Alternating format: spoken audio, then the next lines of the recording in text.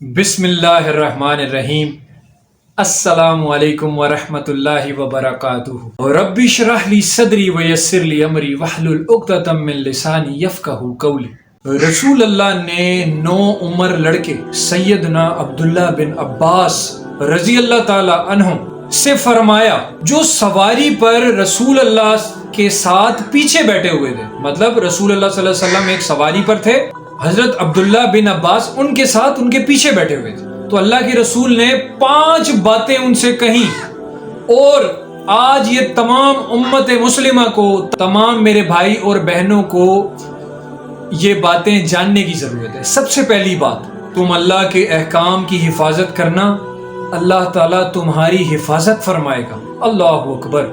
دوسری بات، تم اللہ کے حقوق کا خیال رکھنا، اس سے تم ہمیشہ اللہ کو اپنے سامنے پاؤ گے۔ سب سے اہم نصیحت، تمہیں جب بھی کوئی چیز یا مدد مانگنی ہو تو صرف اللہ سے مانگنا۔ یہ جامعہ ترمذی کی حدیث ہے، اور رسول اللہ ایک 9 عمر لڑکے کو یہ نصیحت کر رہے ہیں۔ اللہ اکبر۔ چوتھی چیز، ساری دنیا اکٹھا ہو کر بھی تمہیں اس سے زیادہ فائدہ نہیں دے سکتی جتنا اللہ نے تمہارے نصیب میں لکھ دیا۔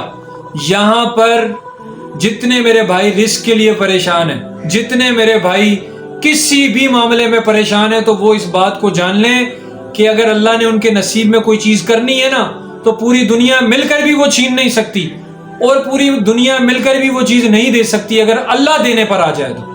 اور آخری اور 5ویں چیز، ساری دنیا مل کر بھی تمہارا اتنا نقصان نہیں کر سکتی سوائے اس کے کہ جتنے اللہ نے لکھ دیا تمہارے نصیب میں۔ مطلب یہ کہ نفع اور نقصان صرف اور صرف اللہ رب العزت کی ذات کی طرف سے ہے۔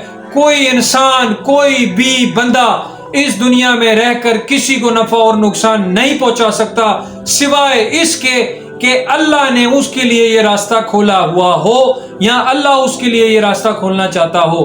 کبھی بھی کسی انسان کے آگے مت جھکو۔